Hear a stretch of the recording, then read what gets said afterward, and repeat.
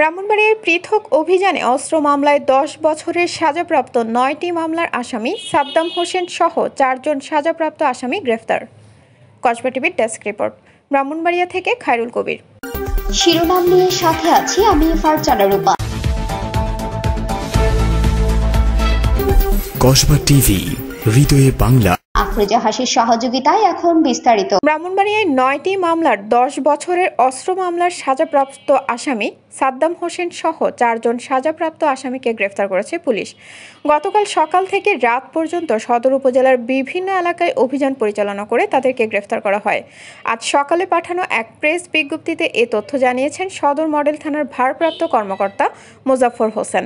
তিনি জানান, গোপন সংবাদের ভিত্তিতে বিশেষ অভিযান পরিচালনা করে অস্ত্র মামলার 10 বছরের সাজাপ্রাপ্ত আরও 3টি অস্ত্র মামলা, 3টি মাদক মামলা এবং দ্রুত বিচার মামলা সহ মোট 9টি মামলার পলাতক আসামি সাদ্দাম হোসেন, পিতা শুকুর আলী, গ্রাম সুহিলপুর উত্তর, 2 মাদক মামলার 2 বছরের সাজাপ্রাপ্ত আসামি সাজেদা বেগম, স্বামী বাদল হক, প্রকাশ রাসেল, গ্রাম উত্তর মোরাইল, বর্তমানে ভাদুগড় থানা ও জেলা ব্রাহ্মণবাড়িয়া, 2 বছরের সাজাপ্রাপ্ত আসামি জুয়েল মিয়া, পিতা নজরুল ইসলাম, 5 বছরের সাজাপ্রাপ্ত আসামি পরশমণি, পিতা নাজির হোসেনকে গ্রেফতার করে আদালতের মাধ্যমে জেল হাজতে প্রেরণ করা হয়েছে। কসবা টিভির সংবাদের সাথে থাকার জন্য ধন্যবাদ জানাচ্ছি।